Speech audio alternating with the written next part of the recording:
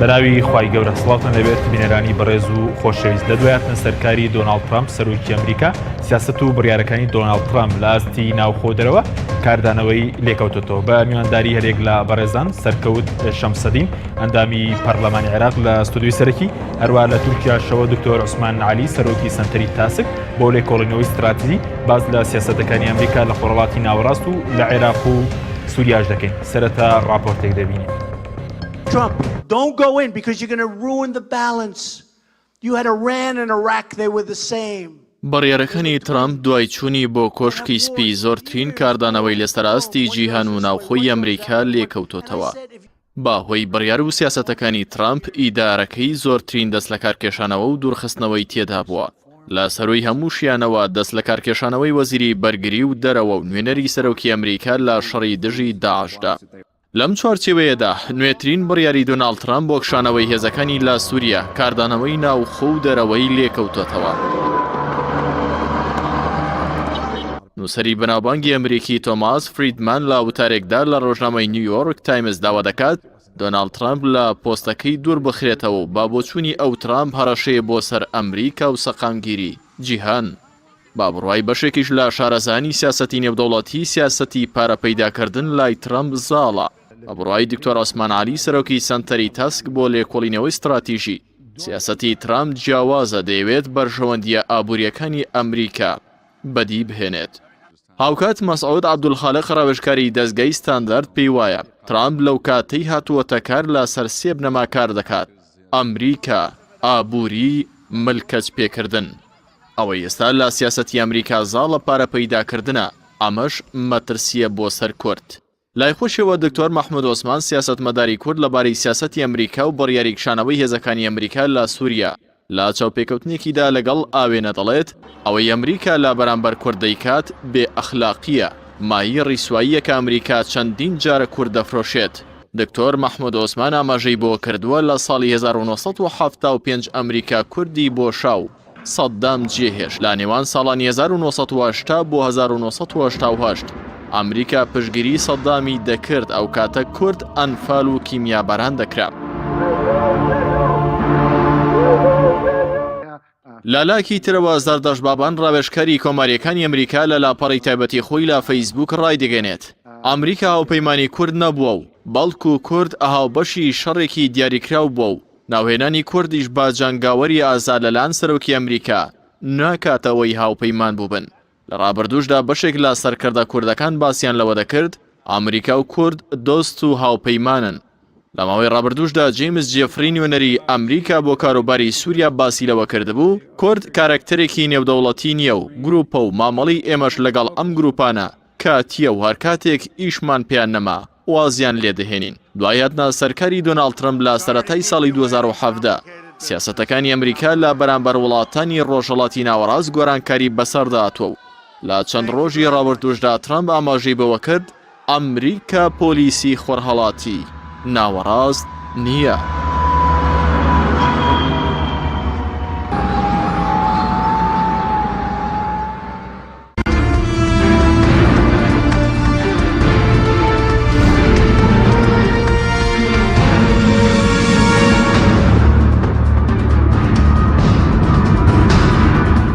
جارێکی تر سڵاوتان لەبێت بینەرانی بەڕێز سوپاس بۆ میوانەکانمان کاک سەرکەوت بەخێر بنەکە سەرتا لە بەڕێستانەوە دەست پێ بکەین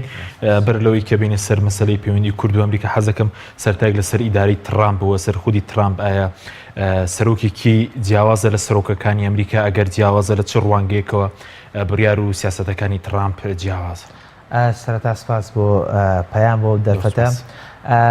ڕاستی سەردەمی ترامپ بە سەردەمی لە ناو میدیاکانی ئەمریکا و ناوەندەکانی بیرکردنەوە بە سەردەمی نادڵنیایی وەسف ئەکرێ ئەو سەردەمەیە کە کەس ناتوانێت هاوپەیمانەکانی ئەمریکا لە ناو ئەمریکا بەرپرسانی ئەمریکا ناتوان دڵنیا بن لەوەی سەرۆک بیر لە چیە کاتەوە و سەرۆک بەیانی سیاسەتەکانی دەربارەی پرسێکی دیاریکرا و چییە و لەسەر بنەمای بڕیارەکانی چییە. نمونەیەکی سەرەتایی سادەت بۆ بێنمەوە لەم چەند ڕۆژەی پێشوە کە ترامپ پەیوەندێکی تەلەفۆنی لەگەڵ ئۆردوگانە ئەنجام داوە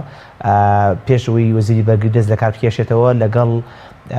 ڕاوێژکاری ئەنجومەنی ئاسایش نیشتیمانی ئەمریکا بەیەکەوە تێبینەکانیان بۆ ترەمپ نووسیوە جۆن بۆڵتن کە چی بڵێ لە تەلەفۆنەکە و بەڕاستی بەڕوونی بۆیان و پیان وتووە کە ئەم قسان لەگەڵ ترەمپ بکە یەکێک لەوانە کە نابێ هێرش بکەیتە سەر باکووری سووریا و نابێت تەرکیزی لەسەر هەسەدە بێ هێزەکانی سووریا دیموکرات و پێویستمان بۆ پێتوێ هاوکارمان بی لە ڕۆژهەڵاتی ناوەڕاست بە گشتیە و خۆت لە سووریا لە رووسیاوە نزیک نەکەیتەوە ئێمە ئەتوانین چەکی پێشکەوتور پێ بدەین. هەتابان لە شێوەی تەلەفۆنەکە بۆ شێوازە سەرۆکی ئەمریکا کە تەلەفۆنەکە زۆربەی کات ڕاشکاری ئەنجومەنی ئاسایش لە شوێنێکی تر یا ئەو کەسانی کە خۆی داواکات گوێ لە تەلەفۆنەکە ئەگرن بەیەکەوە کە گوێ لە تەلەفۆنەکە ئەگرن زۆر بەوە بێتاقەتە بن کە ترەمپ ئەسڵەن ئەو خاڵانە هیچی باس ناکات ئەسڵەن شتێکی تر ئەڵێ بە تەواوەتی وعد کۆمەڵە وعدی زۆر جیاوازتر بە ئۆردوگانەدا ئەمە گرفتێک بۆ ئیداری ئەمریکا دروست کرد بە پرسەکان دروست کردووە کە ئێستا ئەگەر بڕۆی لە باڵێزی ئەمریکا لە عێراقا بپرسی بڵێ ئیدارەی ترەمپ بەتەمای چیە لە عێراقا تووشی ئەحلاجێکی زۆرە بێت لە ڕاستیە ئەڵێ وەزیرەکەشم نازانێت بەتەمای چییە یعنی خۆی کاراکتەرەکەی و خودی ئیدارەکەی بەتەواوەتی لەو شێوازە فۆرم کردووە کە ناتوانین دڵنیابی لەوەی ترەمپ بزەبێت بە تەواوەتی خەریکی چییە ئەمە گرفت دروستەکە بۆ هاوپەیمانەکانی ڕەنگە بۆ دوژمنەکانی تا ڕادەیەک تاکتیکێکی باش بێ بەس بۆ هاوپەیمانەکانیشی گرفتە یعنی ئەم شێوازی بیرکردنەوەی تەنها لەگەڵ نایارەکانیان نییە مەسەرەن دۆستەکانی خۆی ئەندامانی کابینەکەی خۆی ناتوانن لەوە تێبگەن ترەمپ بەیانی بڕیاری چی ئەیە تویتێکەکە بەبێ هیچ تێپەڕینێک بە فلتری ئەمنیە کە دۆخەکە تێک ئەیە لەسەر سعودیە ئیکات دانەیەکتر لەسەر ئۆردوگانەکات یەکێکتر لەسەر پۆتین ئەکە ینی هیچ فلترێکی نییە بۆ تێپەڕی بەس سەرۆکانی پێشووی ئەمریکا بەڕێز لە ئەمریکا جێوێنی ئەم سیاسەتیان هەبوو بۆ نمونە بە تویتێک پەیوەندیەکان تێک بدات چاکیکاتەوە یاخود مەسەرەن هاوپەیمانەکانی نادڵنیا بن بۆ نمونە خەڵک وەزیری دەرەوە نەزانی سیاسەتی دەروی وڵاتەکەی چییە سەرۆکیەکانی پێشووی ئەمریکا لەو گروپانە بوون تەواوی سەرۆکانی ئەمریکا کە ڕێزی لە دامەزراوەکانی ئەمریکا گرن و لە ناو دامەزراوەکانی ئەمریکاوە هاتوون و کوڕی دامەزراوەکانی ئەمریکا بوون و ئەوی لە ئێستا پیانەوتێت ئیستابلیشمنت جەماعەتی دامەزراوەوانەی کە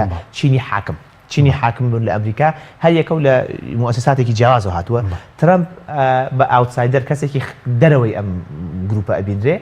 هەندێک جار بە باشە سیر ئەکرا لەوەی کە لە دەرەوەی بازنەکە بیرەکاتەوە ڕەنگە هەندێک بیرکردنەوەی جیاوازی هەبێ بۆ منە بابەتی کۆریای باکوور بیرکردنەوەکەی زۆر جیاواز بوو و فعلەن کیم جۆنگ یون کە تەسەوور ناکرا هێنایە سەر قەناعەتێکە گفتوگۆ بکەن بێکەوە چەنە ئەنجامەکەی تا ئێستا دیار نییە بەڵام لە بارێکی ترۆ ئەمە گرفت دروستەکە کە ئاعتراف بە مەسەرەن بابەتێک هەندێک شتێ ئاسایشی نیشتیمانی ئەمریکایە بە قسەکانی گفتوگۆکانی هەموو وتەیەکی وشەیە کە لە دەمی سەرۆکۆیەتە دەرەوە هەمووی ئەرشیفەکرێ و هەمووی حسابە لەسەر ئەمریکا حسابەکرێ و تەسەوور کە لە ئیداری ئۆبامایە وشەیەک ئێستەش ماوەتەوە یەک وشە لەسەر ئۆباما کەوتووە کە تیایە نەبوو لە وتارەکەیە کاتێکە ئەڵێ ئەگەر بەشار ئەسەد کیمیایی بەکاربێنێت ئەوە هێڵی سوورە وشەی هێڵی سوورە ناو وتارەکەیان نەبووە بەس تاوەکو ئێستش بەدوایەتی لەسەری کەوتووە ئەم سەرۆکەت جیاوازە بە تەواوەتی جیاواز بیر ئەکاتەوە و لە کاتی حملەکەش ئەگەر ڕەنگە بیرتان بێ زۆرجار لە وتار و لە نووسینەکانمان یان هەندێک لە هاوڕێیانی تریش باسییان کردووە کە تەوەقوعکردن لەوەی تێگەشتنی ترەمپ چۆن بیرەکاتەوە تەنها گرفتێک نییە بۆ ئێمە کە لە هەرێمی کوردستان و لە عێراق لێ تێناگەین گرفتێکە بۆ هاوپەیمانەکانی و گرفتێکە بۆ دۆستە نزیکەکانی و بە تەواوەتی سەرۆکێکە لە مێژووی ئەمریکا وێنەی نەبووە باشە بەس سەرۆکانی تر لە ڕێزیان لە دامەزراوەکان گرتووە ترەمپ ناگرێت ڕێز لە دامەزراوەکانی لە گرفتەکانی ئەوەیە کە ڕێز لە دامەزراوەکانی ئەمریکا ئەسەری کە بۆ نمونە هیچ سەرۆکێکی ئەمریکا نەبووە بە ئاشکرا لانی کەم ڕاستە لەو کاتە میدیا بەو شێوازە نەبووە سەردەمی سەرۆکانی ترا بەڵام هیچ سەرۆکێکی ئەمریکا نەبووە یەک وشەی غەڵەت بەرامبەر دادگا بڵێ بەرامبەر دادوەرێک بڵێ لە کاتی دادوەرێک کە بڕیارێکی ترەمپی وەستاند ینی خۆشبەختانە دامەزراوەکانی ئەمریکا بەهێسن لە سەرۆکی ئەمریکا لەبەرەوە سەرۆکێکە نەزعەیەکی دیکتاتۆری زۆر خراپ لە بیرکردنەوەیەتی بەڵام کاتێ بڕیارێکی ئەوەی کۆچ وڵاتانی مسلمان حەوت وڵاتی مسلمان بۆیان نەو بچنە ئەمریکا بڕیارەکەی ڕاگرت لە تویتەر و هێرشی کردە سەری ماوەی لەمەوە پێش سەرۆکی دادگای باڵای ئەمریکا نەخۆش بوو لە تویتەر و هێرشی کردە سەر لە کاتی نەخۆشیە لە تویتەکانی جنێویش ئەدا لە کالیفۆرنیا مەسەرەن بە ئەکتەرەکان ژنێو ئەدا لە کالیفۆرنیا ئەمە کەموێنەیە سەرۆکانی ئەمریکا بەوە ناسراون کە سوعبەتچین گاڵتە ئەەکە سوعبەتەکەن بەڵام بەم شێوازێ ترەمپ نەبووە کالیفۆرنیا خەڵک ئەمرێ لە ناو دارستانەکانە سوتاوە هێرشەکات لەسەر حکمی ویلایەتەکە وڵی هیچ پارێکمانە لە حکومەتی فیدراالیە بۆتان لەبەرەوەی ئێوە ئیدارەی خراپی دارستانەکانەکەن پارێکی زۆر لە ئێمە بن ینی بەو شێوازی بیرکردنەوەی ترەمپە گرفتێکی زۆر بۆ ڕۆژهڵاتی ناوەڕاست دروستەکە کە ڕەنگە ئێمە بە ئاسانی تا ترەمپ لەسەر حکوم بێ نەزانین ئەمریکا لە ڕۆژهڵاتی ناوەڕاستە چییە. بەڵێ سوپاس دەکەم کاک دکتۆر عوسمان زۆر سوپاس بۆ بەڕێزیشتان. دەمەوێت ڕوانینی بەڕێزیشت بزانم لەسەر سیاسەتەکانی ترامپ. ئایا ئەو بنەمانی کە کاری دەکات لە سیاسەتی دەرەوە لەگەڵ وڵاتان بەتایبەتی بەرامبەر خۆرەڵاتی ناوەڕاست چ بنەمایەکە؟ یعنی سڵاو لە بینەرانتان و سڵاو لە جەنابتان. ترامپ کە لە کاتی هەڵبژاردندا چەند شتێکی وت. یەکێک لەوانە وتی سیاسەتی دەرەوەی من جیاوازە بێت لەو سەرۆکانەی پێش خۆم. یەکێک لەوانە وتی ئێمە ئەمریکا ئەبێ یەکەم بێت. سەرۆکەکانی تر پارێکی زۆریان سەر کردووە لەگەڵ دۆستانی ئەمریکا. وڵاتانی خەڵکی تر ئاوادانەکەن بەڵام لەسەر حیسابی خودی ئەمریکا. وتی من بێم ئەو شتانە ناکەم. اینجا ئەمەی کە ئیستا لە سووریا و لە ئەفغانستانێ وێ بیکە، ئەو قسانەیە ئەو بەڵێنانەیە کەوا لە کاتی خۆی دای بەو کەسانی کە دەنجیان داوە پێی. لەبەرەوە لێرە بەڵێ هەروەکو مامۆستا سەرکەوت وتی ئەو شتانە زۆر تایبەتن بە سیاسەتی بە کەسایەتی با بڵێن ترامپ، بەڵام لە حقیقەتدا ئەمە ترامپ خۆیەتی و حەزێکم شتێکش لێرە بڵێم ئەوش ئەوەیە. بەڵێ دام و دەستگاکانی ئەمریکا زۆر ناڕازین لێی، ئەعلامی ئەمریکی ناڕازین لێی، بەڵام خەڵکێکی زۆر لە ئەمریکا سوودمەندن لە سیاسەتەکانی ترامپ و تاکویستە زۆر لێی ڕازین. لە بواری ئابووری ئەمریکا ئەمریکا تا ڕادێک بە جۆری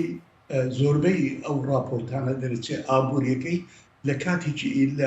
لە بارودۆخێکی باشترە لە کاتی با بڵێن ئۆباما. اینجا ئەوەی تەوەقع کرێت لە با بڵێن لەو وڵاتانەی لە ڕۆژهەڵاتی ناوەڕاستی دۆستی دژمن ترامپ بەو عقلیەتە کە بە ئینگلیزی پێڵێن mercantilist approach، یعنی عقلیەتێکی بزنسمان تەسەڕوفەکە لە سیاسەتی دەرەوە و خۆیشی وتی. ئەمە تایبەتمەندیەکی ترە کە مامۆستا سەرکەوت ئیشارەی پێ نەکرد. ئەوش ئەوەیە خۆی وتی من بێمە سەرۆکاتی من ئەبمە سەرۆکۆمارێک کە سیاسەتی دەرەوەی ئەمریکا بەدەست منە بێت و فعلا شوای کردووە. بۆ نمونە کە بەم 2 ساڵی ڕابردوودا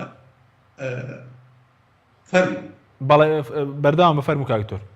بەڵێ لەم 2 ساڵی ڕابردوودا لە چەند پەیماننامەیە کە ئەمریکا داینابوو لەگەڵ با بڵێن دۆستەکانیە، بە تایبەتی پەیماننامەی ژینگەی دەوری لە پاریس و چەند پەیماننامەیەک دەربارەی با بڵێن ضەرائب و باج و ئەمانە هەمووی لادا خۆی سڕێەوە و ئیتفاقیەتی وە پەیماننامەی با بڵێن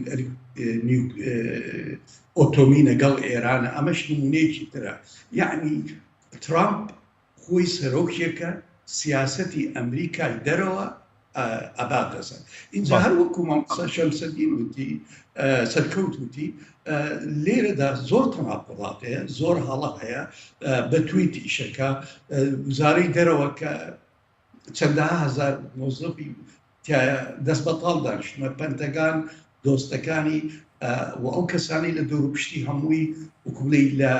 تێناگەن لێی و زۆر ناڕەحەتن و بەهێزترین کەس لە ئیدارەکەی مابوو ئەوش وەزیری بەرگری بوو، جیمس مات. بەجۆری چەند نووسەرێک واشنگتن پۆست ئەڵێن بەلاچوونی ئەم وەزیرەی دەرەوە ترامپ لەم لە دوا ڕۆژدا چەند هەڵەیەکی گەورەترەکە، چی لەگەڵ دۆستانی چی لەگەڵ نەیارانی، لەبەرەوە ئەمریکا سیاسەتی دەرەوەی ئەمریکا بەرەو مەترسیەوە. بەڵێ بەس کاک دکتۆر سەبارەت بەوەی کە ئایا ئێستا ڕوون بۆ تۆ کە ئەو بنەما سەرەکی کە ترامپ بیشی پێدەکات مەسەلەی ئابووریە، یعنی ڕێخستنی پەیوەندی لەگەڵ هاوپەیمانەکانیش تەنە سەر بنەمای قازانجی ئابووریە بۆ ئەمریکا هیچ نمونەیەک لەو بارەیە لەبەردەستدایە کە بنەمای سەرەکی مەسەلەی مامەڵەیەکی ئابووریانە و بازرگانیانەیە؟ بەڵێ خۆی بەنسبەتی ترامپ معتبە بە نووسەرێک کە پێڵێن دەیڤید فرێدمان کتێبێکی نووسی The Hot War، باڵێن شەڕی گەرم لەگەڵ یابان. لە سەرەتای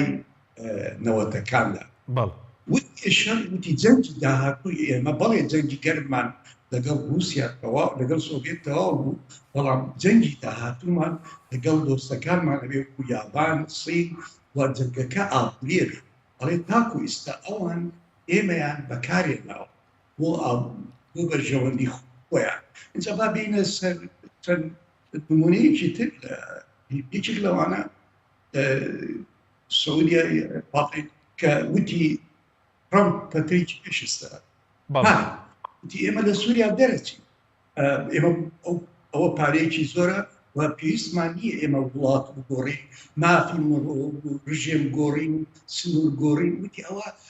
بەلایین دۆلاراتی ئەمچی بەلاش و بۆ ئەمارکردنی وڵاتانی لەسەر حیسابێ ئەوە لە سووریا دەرەچین ئەو بوو سعودیای عەرەبی و ئیمارات ڕژێمی سعودی و ئیمارات هاتن وتیان کاکە دەرمەچ و ئێمە پارەکەتە دەین و ئەو شتێکی تاخیر کرد لەبەرەوە ئەوەی من بۆیە چن هەموو سیاسەتی ترامپ سیاسەیەکە ڕەنگدانەوەی ئەو بیرە ئابووریەیە سپاس دەکەین دوتەگەرم بۆ لای بەرزکات و کاک سەرکەوت بەڕێزیش تاوڕای کە مامەڵەی ترامپ زیاتر مامەڵەیەکی ئابووریانەیە تەنانەت لەگەڵ هاوپەیمانەکانشی یاخود مەسەلە ئەم بڕیارانەی خۆی سوودی بۆ ئەمریکاش هەبووە بۆ بەرزکردنەوەی ئابووری ئەمریکا بابەتێک پێشەوەی وەڵامی ئەو پرسیارەکەمەوە ئەوڕم کەمەوە گرنگە کە بۆچی ئێمە تەرکیز لەسەر سیاسەتی دەرەوەکەنەوەکو دکتۆریش باسی کرد سیاسەتی دەرەوەکە ترامپ نوێنەرایەتی بکە یا ترامپ داڕێژەری بێ مەترسیەکەی لەوە باشە بە جیاوازی چیانی سیاسەتی ترامپ ئەگەر داڕێژەر بێت و وەزارەتی دەرەوە سیاسەتەکەی جیاوازیەکی زۆری هەیە لەبەرەوەی ترامپ لەناو بڵێ مؤسساتی ئەو دەوڵەتانیە سیاسەتی دەروی ئەمریکا زۆر ئاڵۆزە لەوەی کە چۆن سەرەدەریەکەی لەگەڵ هاوپەیمانەکان تاوە چۆن سەرەدەریەکەی لەگەڵ نێرەکان تا چکو بەسیترین لەحظە بەسیترین لێدوان ئەکرێت هاوپەیمانێک لە تەواوەتی لێ دوور بخاتەوە و تێکی بشکێنێ ویان سەرکێشێ بۆ جەنگێک لەو ناوچەیە تویتێکی کردووە بۆ سووریا بەبێ ئامادەکاری پێشوەختە ئەوە کارەساتێک لە سووریا ئەخۆڵکەنێت لەبەرەوە بەترسیەکەی لەوایە کە سەرۆکی ئەمریکا دەستکراوێ لە سیاسەتی دەرەوە کەمترین ڕێگری هەیە لەوەی سەرۆکی ئەمریکا دەستی بگرن لەوەی لەلایەن کۆنگرێسەوە بەپێی یاسا دەستکراوەیە و یەکێکە لە هەرە بابەت تاکە سیاسەتە کە یان ئەو بوارانەیە کە سەرۆکی ئەمریکا دەستکراوەیەکی ڕەهای هەیەتایە هەتا حاڵەتی پەلاماردان و شەڕکردن نەک بە تەواوەتی چوونە ناو شەڕەوە بەڵام پەلاماردانی خێرای شەڕکردن بەبێ گەڕانەوە بۆ کۆنگرێس بەڵام ئەگەر سەیرکە لە ناوخۆی ئەمریکایە تەمەنان بەشێکیشی کاردانەوەی ناوخۆی سیاسەتی ناوخۆی ئەمریکایە کە گیرۆدە بۆ لە ناو کۆنگرێسە ئەو پارەی داوایەکە بۆ دیوارەکە پێینایەن دیموکراتەکان لە ناو کۆنگرێسا بوونەتە زۆرینە ناو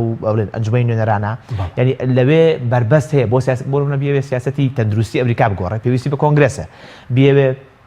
تعدیلاتێک لە دەستور کاردیسان و پێویستی بە کۆنگرێس و پێویستی محکەمە هەیە هەموو ڕێکاری زۆر هەیە بۆ ئەوەی دەستی ببەستن لە ناو ئەمریکا بەڵێ بۆ دەرەوە دەستکراوێکی زۆری هەیە دەست هیچ کەسێک ناتوانێت ڕێگری لە بکات لەوەی لە سووریا بکشێتەوە لە عێراق بکشێتەوە ساڕۆخ بنێ بە عێراقەوە بینێ بە ئێرانەوە بینێرە بە کۆریاوە یعنی ئەمانە دەستکراوێکی تەواوی هەیە لە تەواوی دەسەڵاتی تەواوی سەرۆکایە بەڵام لە پێشووە مؤسساتێکی گەورە هەبوو بە ناوی ئەنجومەنی ئاسایش کە استراتیژی ئەمریکا داڕێژێ کە ئەم هیچ پەیڕەوی لەو استراتیژە ناکەوە ئێستا داژڕژراوە مؤسساتێکی گەورەی هەبوو بە ناوی وەزارەتی دەرەوە کە ئەم وەزارەتی دەرەوە خۆی بۆ خۆی یەک دەوڵەتێکی گەورە و زەبەلاحە دیبلۆماتکار ئەنێرێت چاودێری ڕۆژهەڵاتی ناوەڕاست بە کاملی ئەکا بەبێ گەڕانەوە بۆ سەرۆک کە لە سەردەمی تەمان ئۆباما و سەرۆکانی پێشوە وا بووە لەبەرەوەی ئاڵۆزە جا من نمونەیەکە بۆ بێنمە بۆەوەی ئاڵۆزی لە سیاسەتی دەرەوەی ئەمریکا بە تایبەتی یا ئێمە ئەکەوینە کوای ئەو استراتیژی ئەو ناوچەیەوە هەر بە عام بۆ هەرێمی کوردستان بۆ عێراق و ڕۆژهەڵاتی ناوەڕاست بەگشتی نمونەیەکە بۆ بێنمەوە کە بەڕەحمەت بێت فواد عەجمی یەکێک بوو لە ئەو کەسە زۆر دیارە مفەکیرە ئەمریکی ئەمریکی لوبنانیانەی کە دەورێکی زۆری هەبوو لە کاتی بۆشی باوکە و ڕاوێژکاری بۆ لە کۆشکی سپیا لە ئیفتارێکە ئیفتاری ڕەمەزانە ژمارەیەک عێراق لە سەردەمی تەمان جۆربۆشی کوڕا ژمارەیەک عێراقی بانگهێشت ئەکرێن هەندێک کوردیش لەوەیە بن پرسیار لە دکتۆر فواد عەجمیەکە ئەڵێن کورد لەکوێی تەمانەوە 2007 و 8 ئەو کاتە قیمەی پەیوەندی خۆیان بوو لەگەڵ ئەمریکا و لە کۆشکی سپی بانگهێشتی سەرکردە کوردەکان ئەکرا و تاڵەبانی و بەرزانی ئەچوونە ئەوێ هەر لەکوێ استراتیژی ئەمریکا بە پێکەنینەکە لە هیچ کیانە شتێک نییە بە ناوی کورد لە ناو استراتیژی ئەمریکا هەر عێراق خۆی لە ناوی ترامپیش ڕاستیانی شتێک نییە لە ناوی ترامپیش دەبۆی وەی ئەو ڕوونکەمەوە عێراق خۆی لە ناو پاکێجێکە بنای ڕۆژڵاتی ناوەڕاست یعنی عێراق بەتەنیا خۆی استراتیژ نییە ناو ئێستا بگەڕن ناو ئەو استراتیژی کە داڕژاو ناو کۆشکی لەسەر وێبسایتی کۆشکی سپی هەیە ئەنجومەنی ئاسایش عێراق یەک دوو سێ شوێنە وشەی عێراقاتوە سین نزیکەی لەوانەیە 100 جار زیاتر هاتووە رووسیا یەک دنیا هاتووە جا بۆچی لەبەرەوەی زلهێز استراتیژ بۆ زلهێز داڕێژێ زلهێز بەرامبەر زلهێز وەستێت نمونەی عراقی بەچی هێنابووە کورد و عراق بەچی هێنابوو لەوەی کە کەسێک کاتێک بەڕێ ئەڕوا زیخێکە چێتە ناو پێڵاوەکانی ئیتر لە لەحزەکانە بێزاریەکات دانیشێ بۆی دەری بێنێ ئەم ئیزعاجێواز دێبێنێ ئەڵێ ئەم لەحزەیە کە ئاوڕتان لێ دراوەتەوە لە کورد و لە عراق ئەو لەحزەیە کە ئەم زلهێزە دانیشتووە تۆزێک ئاوڕێ لێیاونەتەوە چونکە زلهێز ناوەستێ بە وڵاتی بچووک بچووک دوبلماتکارێکتان بۆ نەرێ ئەو کاتە باسیەکە ئەو دیبلۆماتکارە کاروباری وەکو برێدمە گۆرکی نردبوو کاروباری هەموو وڵاتەکە بەڕێوە بەو سەرۆک هەر ئاگاشی لێ نییە بینیشتان لە تویتەکە لە برێدمە گۆر ناناسم لە کاتێکە برێدمە گۆر لە سووریا و عێراقا بکوژ و ببڕخۆی بووە سەردەمی ئۆباما باشتر بوو لاقی برێدمە گۆرە لەگەڵ بەسەر بۆ زانیاریتان بابەتی عێراق مەلەفی عێراق لە ئێستا سەرۆکی ئەمریکا لە ساڵێکە 3 جاری بینێ 3 جار مەلەفی عێراق ئەبەنە بەردەمی هەموو شتێکی یاوتێنی بەس 3 جار لە ساڵەکە باتەباری بارودۆخی ڕاستەوخۆی عێراق نەخێر وەزیری داوێتە دەست وەزیری خارجی ئەگە وەزیری خارجی بەردەست نەبوو جێگری سەرۆک ئەوان ئیدارەیەدەن و لە ناو تەفاسیلاتە حتا لە وێنە گەورەکەشە تا ئێستا سەرۆکی ئەمریکا یەک تەلەفۆنی بۆ دۆناڵد ترامپ سەرۆکی بۆ هیچ بەرپرسێکی عێراقی نەکردووە قسەی لەگەڵ بۆ عادل بۆ سەرۆکی کۆماری نەکردووە تەنها وەزیری دەرەوە ئەیکات جارجار جێگری سەرۆک هۆکارەکەی چییە هۆکارەکەی ئەوەیە کە ئەمریکا جوڵاوە ڕۆشتووە ئەو نمونەیەکە بۆم باس کرد زلهێزێکە ئەڕوا بارودۆخی عراقی ئەوتە دەست دیبلۆماتکارێک تر تێپەڕی جێشی ئەمریکا حاڵەتە نەبوو سەرۆکی لەبەرەوەی ئۆباما بەڵێ لەبەرەوەی 150,000 جوندی ئەمریکی لە عێراقا بۆ حسابەکەی جیاوازە 150,000 جوندی لە عێراقا بێ ئەوە وەکوایە بەشێک لە ئەمریکا بێ ویلایەتێکی گەورەی ئەمریکا بێەوە ئێستا 2,000 3,000 4,000 چەکداری و ئەوش کۆنتراکتەرن یعنی جوندی ڕاستەوخۆی ئەمریکی نین لێرەن قەلاقیەکیان هەیە ئەگینا ئەوەش نامێنێ بۆیە بۆ بێت لەوە تێبگەین کە ئێمە ئەو قوڵایە و استراتیژیمە هەل لە ئەسڵا لە بنەڕەتانیمانە بۆ وەڵامی پرسیارەکە بۆ مەسەلەی ئابووریەکە کە زۆر جار باز لەوەکە بۆ نمونە لەسەر بنەمای ئابووری ئیش دەکات بۆ بەڵام کورد ئابووری نییە بۆیە مەسەلەن ئەو پارەی کە بیدات نه دوو بابەت هەیە کە سیاسەتی دەروی ئەمریکا پاڵ پێوەنێ لە ئێستا هەرچەند ئێستا ترامپ بەشێکی ئەشێوێنێ بەڵام بە عام سیاسی دەروی ئەمریکا دووشت ئاسایش لەگەڵ ئابووری ئاسایش و ئابووری هەموو سەرۆکەکان بووە بەڵام ئەوەی کە ترامپ جیا کاتەوە لەگەڵ سەرۆکەکانی تر ئەم ئابووری نییە بەتەنیا وشەیەکی لە ئینگلیزیە بە کوردیەکەی بە تەواوەتی نازانم چی پێوتێت ترانزاکشنال یعنی من ئەم بە تۆ ئەم موبایلێم بە تۆ داوا پێویستی بەوەی تەلەفۆنێ بکەی وانە لەوانەیە وەکو هاوڕێتی بدەمێ لای ترامپ ئەم شتە نییە 20 سنتی تێچێ 20 سنتەکەیت ئەمەیتەوە من لەوانەیە بدەمێت لەبەرەوەی ئیشێکی گەورەترم بۆ بکەی ئەو شتە ناخۆ لای ترامپ ئێمە بەینی سەراحەت من شۆک بووم لە دوای ساڵی پار لەگە هەندێک بەرپرسی کۆشکی سپیا کە دانیشتم ئەمەم نەبیست بوو لە هیچ بەرپرسێکی باسی ئەوم بۆ کرد کە ئەبێ لە عێراق و باسی ڕفراندۆم بوو ڕفراندۆم بەو شێوازە بکرێ خراپە شەڕ دروستە بێ وتی پێم بڵێ لە ڕووی دارایی و پارەوە جەنەڕاڵێکی لە کۆشکی سپی ئێسێژماوە وتی لە ڕووی دارایی و پارەوە ئێمە چەند قازانجەکەن چەند نەزەرەکەن ئەم شتە ڕووبە منیش وتم یعنی عێراق قەن دەست دەرەچێ وتی نانە من سەرۆک ترامپ بەیانی ئەوێمەوێ سەرۆک ترامپ ئەچم بۆ لای پێم ئەڵێت ئەمە چەند ملیاریتیایە چەند ملیاریتیانە سەرۆکی ئەمریکی تر وان ناڵێ سەرۆکی ئەمریکی تر لە ڕووی استراتیژی ئێمە لە ناو استراتیژیەکە وێنە گەورەکە ئەو شتە خزمەت بە ئێمەکە ئەیکا بابی کە نەگەر نایکەمان نەیکەین لای ئەم هەموو شتێک دۆلار بە دۆلارە کە مامەڵەی ترانزاکشنالی پێوترێت یعنی هەموو شتێ بە حسابی ڕاستەو خۆیە ئەمە زیانێکی گەورە لە سومعی ئەمریکادا ئەمە زیان بە ئابووریەکەش یەگەیەنێ قازانج بە ئابووری ئەمریکا ناگەێنێ ئەمریکا لە سەردەمی ئۆباماشە ملیارەها دۆلاری قازانج کردووە لە هاوپەیمانەکانی لە ڕۆژهەڵاتی ناوەڕاست بە ملیارەها قازانجی پێ ناگەێنێ بۆ نمونە لە بەرامبەر بازدوەکێک کە سیستمی پاتریۆت بە تورکیا دەفرۆشێت تورکیا پارەی پێداوە لەگەڵ تورکیا لەسەر سووریا ڕێکەوت بۆ منە پێشتر باسی کشانەوەی کرد دکتۆر باسی کرد کە سعودیە و مەسەلەن ئیمارات دوتیانەکەکەمە پارەکەت پێدەین چەکرد لەگەڵ واژۆرەکە بۆ ئەمریکا ئەو پارە پێیانە بە کرێگرتەیە ئەوە لەگەڵ سومعی ئەمریکایە زۆر ێتە خوارەوە طبعاً ئەمە بۆی بڵێ ئەم پارەیە چەند ملیار دۆلارە بۆ ئەمریکا هیچ پارەیەک نییە باز بکرێت تریلیۆنان دۆلار ئەو سەرمایەکەیەتی یان ئابووری ساڵانەیەتی بە 7 تریلیۆن دۆلارە GDP-ەکەی بۆ ئەمریکا لە سەردەمی ترامپیشەوە هیچ سەرۆکیە کە سەرۆکێکی ئاشتی خواست بۆ نۆبلی خەڵاتی نۆبلی وەرگرتە ئۆباما هیچ سەرۆکێکی ئەمریکا لە سەردەمی بەقی سەردەمی ئۆباما چەکی نەفرۆشتووە بە تایبەتی وڵاتانی ڕۆژهەڵاتی ناوەڕاست لەبەرەوە ئابووری ئەمریکا بەو قسەی ترامپ نییە بەو پارەیە نییە کە لە سعودیە سێنێت چونکە بە ئابووری لەوە زۆر زعیبلاقترە سپاس دەکەم کاک دکتۆرەگە بگەڕێنەوە لای بەرز سەبارەت بەوەی کە ئێستا ئایا مەترسی دروست بووە لەسەر ترامپ بەوەی ئەم سیاسەتانەی کە دەکات چ لە خۆرهەڵاتی ناوەڕاست مەسەلەوەی کە لە سووریا کردی کشانەوەی هێزەکانیانی دام و دەستگایەکی ئەمریکی دەتوانێت متمانە لە ترامپ بسێنێتەوە مەسەلەن لەسەر ئەو کارانەی کە دەیکات خۆی واشنطن پۆست 3 ڕۆژ پێشیستە وتی وەکو ئەبینین ئەگەرێک هەیە کە ترامپ ئەم قەرارەی دا بۆ پیشانەوە لە سووریا ئەوە بێت تحقیقاتی حاکم مۆلەر کە گەیشتە قۆناغێکی زۆر ناسک بۆ ئیدانەکردنی ترامپ و پێڵێن لە ئەمریکا پێڵێن ئیمپیچمنت یان محاکەمەکردنی و دەرکردنی لەبەرەوە خەڵکەکە بەعکسی جەنابتەوە سێریە ئەو محەللە بەعکسی جەنابتەوە سێریەکە ئەڵێ ئەمەی کردووە تا فشار لەسەر خۆی کەم کات و تاکو با بڵێن تەرکیز کاتە سەر ناوخۆی ئەمریکا چونکە لە ناو ئەمریکا وەزعی پەریشانە بەڵێ خۆی یەکێک لە دەرەنجامەکانی ئەم سیاسەتەی کە بەرامبەر سووریایکە احتیمالە ئەوە بێ گیرگرفتەکانی ناوخۆی زیاتر بێت چکە دام و دەستگای ئەمریکا وەک وڵاتێکی دیموکراتی زۆر پێشکەوتووە و سەرۆکۆمار هەر وەکو مامۆستاوتی زۆر دەسەڵاتیە بەڵام شتێکی پێڵێن چێکان بالانسز لە ئەمریکا و دام و دەستگای با بڵێن نظامی قەڵایی و ئەمانە و ئەعلام زۆر بەخۆتە ترامپ زۆر بە شێوەیەکی زۆر دژی ئەو دام و دەستگانە ئاجولێتەوە و تحقیقاتێکی زۆرشی لەسەری بەڵێ کاکتۆر کەواتە کاکتۆر دامەزراوەکان دەتوانن ئەمە بکەن متمانە لێوەربگرنەوە جارێ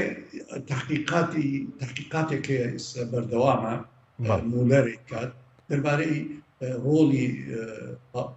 ڕۆڵی رووسیا لە هەڵبژاردنەکانە و چەند هەڵەیەکی تر کە لە ترامپ دەرچوە تحقیقاتێکی زۆرە و هەروە تۆزە پێشستا ئاماژەم پێ کرد گەیشتێتە قۆناغێکی هەستیار ئەوە لە ئەمریکا لە 1970 ئەوە ڕوویدا لەگەڵ سەرۆکۆماری ئەو کاتە نیکسن چەند محەللێکی ئەمریکی لەم 6 مانگەی کۆتاییدا شادیان بەو کردووە کە ئەگەری زۆر کە کە ترامپ شتێکی بەسەر بێ و سەرۆکۆمار نیکسن ئەوش واتەرگێت بەڵێ سوپاس دەکەین کاکتۆر بەڵێ بینێرانی بەڕێز ناوبڕێکی کورت و دوای ناوبڕەکە دەگەڕێنەوە وڵاتان لەگەڵمان ببینەوە. تۆپ ئارت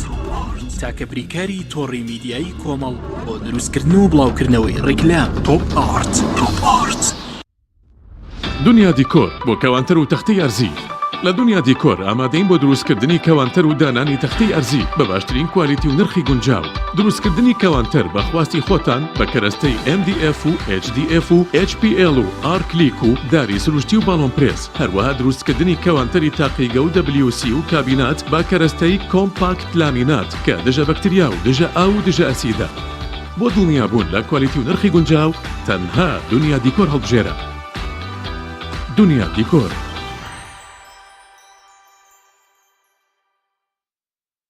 فانسینێت خێراترین هێڵی ئینتەرنێت بە داوەلۆندی بێسنوور ئێستا لە خزمەت کڕیارandایە. فانسینێت جۆرەها کارتی پڕکردنەوەی بۆ ئامادە کردوون کە سەرجەمیان داوەلۆندیان بێسنوورە بۆ ماڵ و شوێنە گشتیەکان. کارتی 9000 دیناری بۆ ماوەی 1 هەفتە، کارتی 7000 دیناری بۆ ماوەی 15 ڕۆژ، کارتی 30000 دیناری بۆ ماوەی مانگێک، کارتی 40000 دیناری بۆ ماوەی مانگێک و بە خێرایی زیاتر کە تایبەتە بە یاری ئۆنلاین. هێڵی فانسینێت لە ڕێگەی ئامێرێکی تایبەت کە لە سەرباندا دەنرێت وەردەگیرێت و لە ڕێگەی گێنەرێک بۆ ئامێری بڵاوکردنەوە لە ناو ماڵەکەت یان شوێنی کارەکەت کاری پێدەکرێت. ژمارەی تەلەفۆن 070 224 75 74 یان 050 194 36 37. فانسینێت.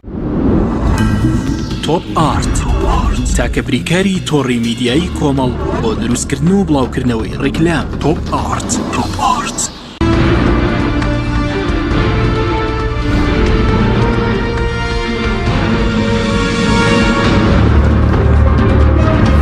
جارێکتر سڵاوتان لەبێت بینەرانی بەڕێز. کاکتۆر عوسمانە گەبگەرم بۆ لای بەڕێز سەبارەت بە تێڕوانی ترامپ بۆ کورد پێ دوایە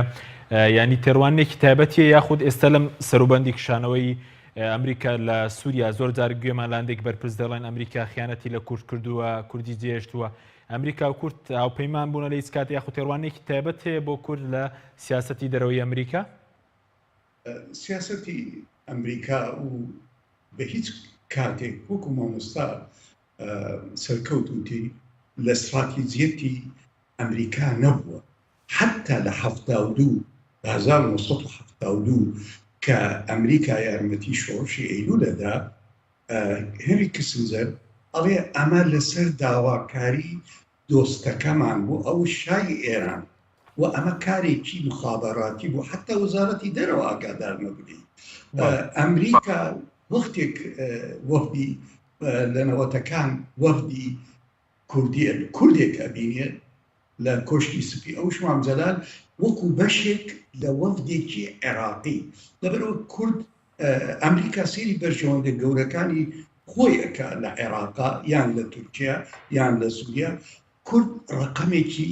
صعب نییە بەعربیڵێن لە معادلە و یان لە استراتیجیەتی ئەمریکا. ئەمە شتێکی واضحە لە سەدەی 20ش هەروە بوو 20ش هەروایە و لە سەدەی 19ش بریتانیا بە هەمان شێوە و حتا بریتانیاش هەمان جۆری بیرکردنەوەیە چونکە کورد دەوڵەت نییە بەڵێ کورد و کوردستان گرنگە لە بواری استراتیجی لە بواری ئابووریەوە بەڵام ئەوان سێر دەشێت سێرەواکە بەغداد گرنگترە، تەهران گرنگترە، ئەنقەرا گرنگترە. کورد پێویستی بە قیادەیەکە پێویستی بە یعنی بزوتنەوەیکە کە بتوانێت بیکاتە معادلەیەکی صعب لە سیاسەتی دەولی و ئەمە ممکنە. بۆ نمونە ئەم وڵاتی ملی مستەفا کەماڵ لە 1980دا تا 23 تورکیا تەقسیم کراوە بە گوێرەی اتفاقی سیڤەر ببێتە چەند وڵاتێ بەڵام توانی سەر لەنوێ بە اعتیماد لەسەر خۆی و شعبی خۆی تورکیا بکاتە هێزێک و هاوپەیمانی دۆزان بەس کاتە سەر بریتانیا. ئەمە بۆ ئەڵێم چونکە ئێمە وەختی بەس ئێمە بگرین بڵێن کورد زەعیفە و لەگەڵ قووەی دەولی ناتوانێت معادلێ نیە بەشێکی خەتای خۆمانێ. ئێمە یعنی بەڕاستی زۆر ئیمکانیاتمان هەیە ئەتوانین خۆمان فەرزکەین. بۆ نمونە مامۆستا حەکیم ئێمە لە شەڕ داعشدا بەکارهێنراین بەڵام چی لە عێراق چی لە سووریا قیادەکانمان نەیانتوانی شتێک داوا بکەن یان فەرز بکەن لەو کاتە هەستیارەدا چی لە حکوومەتی عێراق چی لە ئەمریکا چی لە شەڕی داعش لە ڕۆژاوە. ئێمە وەکو هێزێکی عەسکەری بەکارهێنرێ وەکو میلیشیایەک بەکارهێنرێ دراوی بەداخەوە. بەڵێ ینی پێ دوای وەکو میلیشیا کورد بەکاردێنرێت لە زەنگی داعشش ئەمەوا بوو؟ بەڵێ حتا ئەو ئیتفاقی لە بینی سەرۆکی هەرێم پێشکرا کاک مەسعود بارزانی اتفاقیە بوو ناوی اتفاقیەکی پرۆتۆکۆلێکی عەسکەری بۆ دانانی پارە بوو. لەوە زیاتر هیچ تریتیانە بوو بۆ کورد وەکو دوایی بۆمان بوو بووە و چەند جار مەسئولینی ئەمریکا زۆر بەڕاشکاوی وتیان ئێمە تەحالوفمان لەگەڵ هەسەد و لەگەڵ پەیەدا لە ڕۆژاوە تەحالوفێکی عەسکەری تەکتیکیە لەوە زیاتر هیچ نییە و ئەوە ڕووداوەکانش کە لەم 4-5 ڕۆژەی دواییدا ڕوویدا هەرەوە پێشان. بەڵێ سوپاس دەکەم کاک دکتۆر. کاک سەرکەوت بگەڕێم وڵای بەڕێزت بەرلەوەی باسی کورد بکەین. باز لەوە دەکرێت کە ئێستا سەرۆکی ئەمریکا گەیشتۆتە بەغداد ینی پێ دوای هۆکارەکەی چیە ینی هیچ پەیوەندی بە بارودۆخی عێراقەوە ئەم سەردانی تاوان سەری ساڵە ئێستا کاتی سەری ساڵە و بۆنەیەکی گرنگە لە ئەمریکایە بە تایبەتی ئەو بۆنەیە یادێک یا ڕێزێکی زۆر بۆ سوپادان ڕێوانێکە لە دەروی خاکی وڵاتەکان بە تایبەتی لەو وڵاتانی کە جێگەی مەترسین. ترەمپ گلەیەکی زۆری لەسەر بوو کە سوپای وڵاتەکەی لە ئەفغانستان عێراق بەسەر نەکەوتۆ لە ماوەی 2 ساڵی سەرۆکایەتەکەیە. یەکێک لە ڕۆژنامەنووسەکان لێ پرسێ کاتێک کە بەرەو تیارەکەی ڕوا لێ پرسێت سوپاکەت بەسەر ناکەیتەوە لە عێراق و ئەفغانستان ئەڵێ من زۆر سەرقاڵم وتەمانوەکو نقطەیەکی زۆر خراپ و بەسەری و دیارە ئەم کاتی بە دەرفەتزانیەوە کە سەری ساڵە و کریسمسەوەوانێ بەکتوپڕیش وەک دیارە کە بەکتوپڕی یەکسە سەردانی بنکەی سەربازیەکانی ئەمریکای لە ئەنبار کردووە لەگەڵ خانمی یەکەمی ئەمریکایە بەیەکەوە و احتیمالە بەشێک لە بەرپرسەکانی عراق بە پەلە بینێ بەڵام سەردانی عێراقی نەکردوەتی بۆتە سەرۆک لەوەتە بۆتە سەرۆک سەردانی عراقی نەکردو و هەر تەلەفۆنیشی بۆ بەرپرسە عراقیەکان نەکردو. بەڵێ بەسەبارەت بە کورد ینی کورد شتێکێ زۆر کورد هاوپەیمان دۆستی ئەمریکا چی ئەمریکا مەسەلەن پێش ریفراندۆمی ژێنێندەی لەسەر کردەوە بەرپرسی باڵای حیزبی و هەرێم باسییانەوە کە کورد مەسەلەن هاوپەیمان و دۆستی ئەمریکایە ئەوە دڵداریەکی تاگلایە نەبووە ینی حەزێکی لای بەرپرسە کوردەکان هەبوو و تێنەگەیشتنێکی بووە لە توانای زلهێز کە مامەڵە لەگەڵ زلهێزاکەیت هەمیشە بێ ئەمەلتە کاکاتە تۆ هەمان قوتی ئەوت نییە ئەمە تەنها بۆ کوردوانیە ئەمە لە ئەفغانستان لە بە ئەو هێزانەی کە عشیرەت و گروپە جیاوازانەی کە لە ئەفغانستان هەبوو بۆ سونەکان وایە لە عێراقا هەڵواسینی ئومێد بە زلهێزا وەکوەوەی کە بتوێت تۆ چیش کرد ئەوش ئەوت بۆ بکاتەوە باش بەس بەڕزوتە دڵداری بەس دڵدارەیەکی تاگلایانەیە بەڵێ تاگلایانەیە لای کورد حەزیان کردووە بۆ من بەڵام سەفا و توێتی حەزمانەکە ویلایەتێک بنایە سەر بە ئەمریکا بەڵێ شتی شێوازی تەمان دۆکیومنتەکانی CIA هەیە ئەوەی کە لە ئەرشیف ئەتوانی دەست بکەوێ ئەمە کۆمەڵێک با بڵێن حەز بووە لە بێدەرەتانیمان لەم من ناوچەیە وەکو ئەوەی کە ناسیۆنالیزمی کوردی لەم من منتیقەیە تەواو تاسێنراوە و لەلایەن دەوڵەتانی ترەوە سەخت کراوەتە سەری ینی لە بێدەرەتانی ئەم شتەی وتووە کە ئەمریکا خۆی هیچ ئاواتی نەخواستووە کە کوردستان کە بە ویلایەتێک لە ئەمریکا یا هێندە بە گرنگی زانی بێ ئەوەی کە ئێمە ئەبێت دەرسێکمان وەرگرت بێ کە وەرمان نەگرت من چەند جای وەرگرت بێ ینی کورد ئەبێت دەرسێکی وەرگرت بێ تەوان بە ڕۆژ ئاواشەوە بە ئێمەشەوە لە وەرگرت بێ یەک تۆ مامەڵە لەگەڵ زلهێزاکەی تەنها توانی کۆمەڵی ئیسفادەی لێ بکەیت ینی ئەمریکاش یانیەوە با وازح بێ ئەمریکا هیچ وعدێکی درێژخانی بە کورد نەیەوە لە هیچ بەڵێنێک نییە لە شەڕی داعش بنمە لە هەرێمی کوردستانە لە سووریاش لە ڕۆژاوی کوردستانیش بەڵێن وەکو بەڵێن ئەمریکا یەکێک لەو چاکانەی کە لەگەڵ ئێمە کردوێتی کە زەختێکی زۆری لە کورد کرد کە لە دەستوری عێراق مافەکانی خۆی تەثبیت کات چکم ئەیزانی کە خۆی لە عێراق نامێنێتەوە تاکە شتێک بۆ کورد بمێنێتەوە ئەو دەستوری عێراقە کە بۆی بمێنێتەوە ئێستش هەوڵێکی زۆرەیە کە لە دەستوری سووریایە ئەگەر بۆ ڕۆژئاوا بۆ جەماعەتی پەیەدەژ نەبێ بۆ کورد لە سووریایە شێوەیەک لە ستاتوسێک یان ئۆتۆنۆمیەک شێوەیەک لەوە مسۆگەر بکا کە کورد دوو کەمینەکانی لەو ناوچەیە پارێزراو بن ئەوەی کە لە ڕێکەوتنامەی جنێڤ تاوەکو ئێستا کێشی تایەکێکە لەوانە واتە لە ئاسە سیاسەکەی دەستبەرداری ئەوە نەبووە چونکە وەکو ئیستقرارێک بۆ سووریا وای ئەبینێ کە کورد ڕۆڵێکی سەرەکی هەبێت لە سووریای ئایندا و هێزە پڕۆ ئێرانیەکان ڕوو لە ئێرانەکان کەمتر دەسەڵاتیان هەبێ ئەمە وەکو مستەقبەلی بیرێکاتەوە وەسن پێشتر تەشجیعێکی زۆری پرۆسی ئاستی کردو لە تورکیایە ئەو کێشەی بەنسبەت ئەمریکا و کێشەی کورد لە چوارچەوەی ئەو وڵاتە بینێ کە تیایە ئەژین و ناشی بەسێ بەیەکەوە هیچ کاتێک کێشەی کوردی نەبەستێتەوە بە کێشەی کورد لە تورکیا بە ئێران و ئێران بە خۆ ئێستا دوژمنی ئێرانە لەگەڵ ئێرانە لە شێوەیەک لە گرژیان بەڵام هیچ کاتێک هاوکاری هێزە کوردیەکانی نەکردو چی بکەوتت پەندی وەرنەگرتو کورد لە عێراقیش لە هەفتاکانەوە پەند لە شتێک وەرنەگرتووە لەوەی کە ئەم شێوازی دوژمنکاری سیرکردنە لەوەی هەوڵی خۆمان ئەوە بین کە هەوڵی ڕوخاندنی مثلا تهران بین هەوڵی ڕوخاندنی ئەنقەرە بین هەوڵی ڕوخاندنی بەغدا بین هەوڵی ڕوخاندنی دیمەشق بین لە کاتێکە ئێمە بە سلاحی کلاشینکۆف ئەوانش پێشکەوتوترین چەکی دنیایان بەدەستەوەی و هاوپەیمانی گەوریان هەیە ئەمە تەنها میلەتێکی خۆمان ئەین بەکوشت و تەنها وڵاتەکەمان ڕوو لە کاولکاریەکە سوودێکی ئەوتوی نابێ چارەسەرێکی جەزری ئەوەیە کە ئێمە سیاسەتی بەتایبەتی کە ئێمە دەرفەتمان بۆ دروست بووە یوادار لە ڕۆژئاواش ئەو دەرفەتە دروست بێ سیاسەتی خۆمان لە بەغدا بە چڕکەینەوە لە بەغدا پشگیری ئێران هەیە پشگیری ئەمریکاشی هەیە کە ڕێگە نەیت یەک تائیفە یەک قەوم دەست بەسەر سیاسەتی بەغا بگرێ چۆڵکردنی بەغدا و سیرکردنی بەغدا وەکو داخیلەیەک بۆ نەبوو ئێمە ئەو مترسەیە کە هەموو جارێ بەغدا بەهێز بێتەوە هەرێمی کوردستان لاواز دەکاتەوە باشە بەسی ئەوەی کە بەغدا بەهێز بن لە کورد لە بەغدا هیچ کارگیرێکی لەسەر سیاسەتی ئەمریکا لە عێراق لەبەرەوەی ئەمریکا پێویستی بەوە هەیە کە کورد لە عێراق بەهێز بێت تاوەکو ڕێگەل لە هێزگەلی وەکو ئێران هەندێک جار وەکو تورکیا بگرێت کە دەست بەسەر سیاسەتی عێراق بگرێت لەناو پەرلەمانە لەناو حکوومەتە هێزی پڕۆ ئەمریکا بڵێن لە نزیک لە ئەمریکا هەبێت تاوەکو بتوانێت چونکە ئەمریکا سوود لە وێنە گەورەکە ئەبینێ لە هەموو عێراق و لە هەموو ڕۆژهەڵاتی ناوەڕاست ئەبینێ لەم ناوچێشە هەتا هێز هەبێت کە تا ڕادەیەک نیازی لە نزیکبوونەوەی لە ئەمریکا یان کراوە بێ بەڕووی ئەمریکایە بۆ ئەو قازانجە بەڵام بەو کولفە زۆرە نە کە کورد بپارێزێت لە بەرامبەر ئەم چوار دەوڵەتە لەم ناوچەیە و کە ناشوانێت بیپارێزێ وەکو بەرینی لێ مەگەر لە ئاسمانەوەشمان بۆ دابگرێت لەبەرەوە سیاسەتێکی هەڵێ ئەو پێی وایە سیاسەتی ئەوان ئەوەیە تەنان بۆ سووریاش ئەوەیە کە ئەبێ کێشەکەی خۆی لە ناوڵاتەکەی خۆیان حەل بکات. ئەم شێوازی خۆتەریگرتنە خۆ کەنارگیرکردنە لە عێراق بۆنە ئێستا ئێمە هەمانە و بە پار بەهۆی ڕێکخراندنەوە بەشومەکەی بارزانیەوە هەبووە و خۆشبەختانە ڕۆژاوا تێگەشتێکی جیاوازتری هەیە و یان لە ئێران هەیبێ خۆ کەنارگرتن و سیرکردنی تەهران وەکو دوژمن بەغدا وەکو دوژمن ئەمە نام نە ئەمانکە بە دۆستی و زلهێزەکان و نەخۆشمان لە وڵاتانەی شتێکمان بەدەست بێت. نمونەیەک لە کۆماری ئیسلامی ئێرانە ئەوەی کە حکم ئەکا زۆر جار لە ناو حکومایە بە تەنها فارز نییە تورکمانەکانن تورکمان بۆ وەکو کورد ناچەوسێنرێتەوە لەبەرەوەی بەشێکن لە سیستەم ئێمە بەشێک نین لە سیستەم ئێمە لە دەروی سیستەمی ئێرانین ئێمە هەمیشە پەیوەندی بە کوردەوەی خۆی هەیەەوە بەڵێ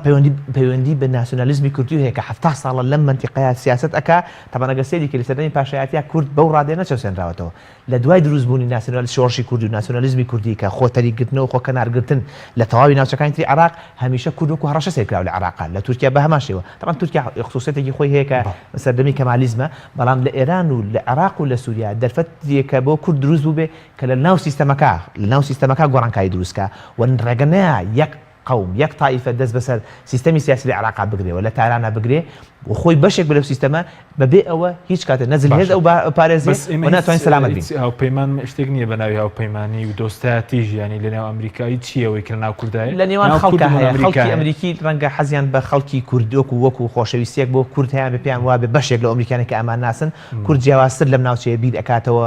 لە بەرامبەر بە غەرب و هاوڕێیانەتر سەیری غەربەکە دوژمنکارانە سەیری ناکات بەس وەکو ئیداری ئەمریکا نا وەکو ئیداری ئەمریکا ئێمە بەشێکین لە عێراق و لە چوارچێوەی عێراقا ڕۆڵێکی گرنگمان ئەبێت بۆ سیاسەتەکانی کە ئەمریکا بەرامبەر کوردی هەیە پەیوەندی هیچ پەیوەندیەک نییە لەگەڵ کووردا پەیوەندیەکەی لە چوارچێوەی عێراقا کە هەرێمی کوردستان کە بەشێکە لە عێراق لەو چوارچێوە دەرچێ هیچ شتێکمان من حەزمەکەر هەمان وایە حەزمەکەر ئێستا ئەمریکا وەکو ئیسرائیل گرنگتر گەورەتر مهمتریش سەیری بکردینایە بەس نیمانە بە خۆمان نەخەڵەتێنین تاکە شتێک بەنسبەت ئەمریکاوە کە گرنگە لەم ناوچەیە هەتاوەکو لە عێراقا وجودی هەبێ بوونی هەبێ ئەوەیە کە ئێمە لە عێراق بەهێز بین لە بەغدا بەهێز بین هەر لاوازبوونێکی ئێمە لە ئێستاە بۆ ئەمریکا باش نییە بۆ کوردستان خۆشی باش نییە لەم چوارچێوەیە هاوبەشین لەگەڵ ئەمریکایە کە لە عێراق ئەبێ سیاسەتی وجودی خۆمان بەهێزکەین کە ئەمە قازانج بە ئەمریکا گەێنی قازانج بە ئێمە ئێژەگەێنی ڕەنگە ئەمە ساڵێکی تر بگۆڕێ ولا ڕەنگە لە سای دۆناڵد ترامپ ئەوەش بگۆڕێ. سوپاس دەکەم کاک دکتۆر بەڕێز هاوڕای کە شتێک نییە بە ناوی پەیوەندی و هاوپەیمانی و دۆستایەتی کورد و ئەمریکا خۆی دۆستایەتی لە سیاسەتی دەوریە دۆستایەتی بەرژەوەندی هەیە نەک دۆستایەتی هەیە بەڵام هاوپەیمانەتی یان زۆربەی سیاست مەدارانی ئەمریکا بەڵتانێ کورد دۆستە کورد دۆستێکە کورد کارتێکە ئەتوانی وەک فشار بەکاری بێنی لەگەڵ هەچ وەختێک جیاوازیمان هەبێ لەگەڵ ئەو حکوومەتانەی لە ئەنقەرا لە بەغدا یان لە تارە بەڵێ وەکو کارتێکی گرنگ سێر کراوە بەڵام نەک وەکو هاوپەیمان ترامپ زۆر جار مەتحی کوردی کردووە دوسێ جار نەک زۆر جار ئەڵێ جەنگاوەری باشن واتای چیە ئەمە یعنی جەنگاوەری باشی و بە ئینگلیزی ئەڵێ ئەبێ بەکاریان بێنی we have to use them يعني بالضبط ئەو عیباراتانە بەکاردێنێ یعنی ئەمە بۆ حەلیف بەکار نایێنی بەڵام ئیتر ئەمە واقع بەڵام تێبین یەکش بڵێن یعنی ئەوەی مامۆستا ئەڵێ ئەڵێ کورد ئەمریکا یارمەتی دەرمان بوو لە نووسینی دەستوری عێراقی لە 2005 لە بەرژەوەندی کورد من ئەڵێم ئەمە تا ڕادەیەک ڕاستە بە جۆرەی ئەو دەستورە کە ئەی خوێنین بە وردی لە دیباجەکە زیاتر نەبێ شتێکی تیا نییە بۆ کورد یعنی با دەستوری کەنەدی لە حکوومەتی کەنەدیدا مقاتعی کوبێک هەر 4 ساڵ جارێک حەقی هەیە داوای جیاببوونەوە بکات بە ئیستیفتایەک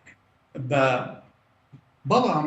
ئەو حەقە کە کوردەکان داوایانە کرد و بۆ ئینساف چن کورد داوای کرد لە بەغدایە بەڵام حکوومەتی ئەوانەی کە ئەمریکیەکان لە بەغدا بوو زیاتر فشاریان خستە سەر کورد کە قبول بکە ئەو مەطلبەیان لادە لەبەرەوە کە کورد چوو بۆ هین داوای ڕێفەرەندەمی کرد عربەکان بە سەراحەت وتیان ئەمە لە دەستوری عێراق نییە جگە لەوەش لە نووسینی دەستوردا هیچ میکانیزمێک بۆ ئەو مادانەی کەوا مافی کوردی تایە هیچ میکانیزێکی تیا نییە و ئەمە وەفدی کوردی بەداخەوە ئەمە کەم تەرخەمی وەفدی کوردی بوو لە بەغدا کە کوردبین یعنی مەتەلەن بۆ مادەی 130 هیچ میکانیزمێک دانرا لەبەرەوە